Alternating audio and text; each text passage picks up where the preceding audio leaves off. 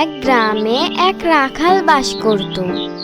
সে গরুগুলোকে নিয়ে প্রতিদিন মাঠে যেত। মাঠটি ছিল ঠিক বনের পাশে। সেই মাঠে রাখাল গরুগুলোকে ছেড়ে দিত। তারপর সে গাছের নিচে বসে বাঁশি বাজাতো।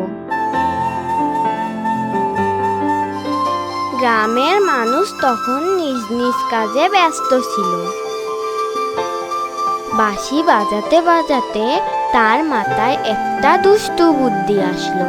সে ভাবলো গ্রামের মানুষকে সে বোকা বানাবে।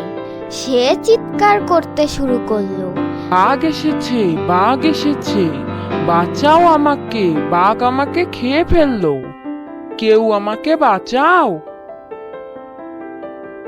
গ্রামবাসীরা তার চিৎকার শুনতে পেল। সবাই দৌড়ে রাখালের কাছে গেল।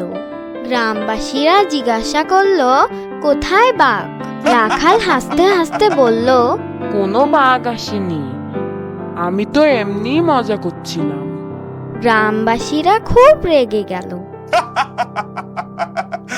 তারা সেখান থেকে চলে গেল। কিছুদিন পর সে একই কাজ করলো। সে চিৎকার করতে লাগলো, বাঘ এসেছে, বাঘ এসেছে। এবারও গ্রামবাসীরা দৌড়ে এলো। তারা বাঘ দেখতে না পেয়ে খুব রেগে গেল। তারা সেখান থেকে চলে গেল। একদিন রাখাল বাঁশি বাজাচ্ছিল। ঠিক তখনই সে একটি বাঘ দেখতে পেল। তখন সে চিৎকার করে গ্রামবাসীদের ডাকতে লাগলো, বাঘ, বাঘ, বাঘ, বাঘ এসেছে, বাঁচাও আমাকে। গ্রামবাসীরা তার চিৎকার শুনতে পেল।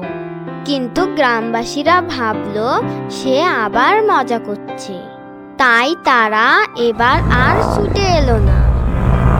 বাঘ রাখালকে খেয়ে ফেললো। আজকের গল্পের মূল শিক্ষা হলো, মিথ্যা বলা খুব খারাপ কাজ। এতে সবার বিশ্বাস হারিয়ে যায়। আমরা সব সময় সত্যি কথা বলবো, তাহলে সবাই আমাদের ভালোবাসবে।